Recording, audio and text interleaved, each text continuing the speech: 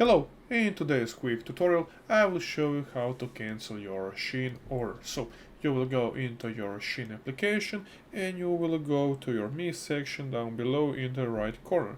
When you click it, you will go to your orders. You can click unpaid, processing, shipped, whatever you want.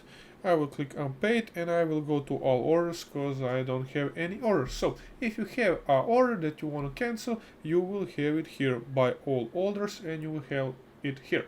When you click on that, you will open the order, and on the right corner you will have, bottom right corner, you will have the cancel button. When you click the cancel button, it will be cancelled. So guys, this is the quick tutorial and information video how to cancel your Shein items.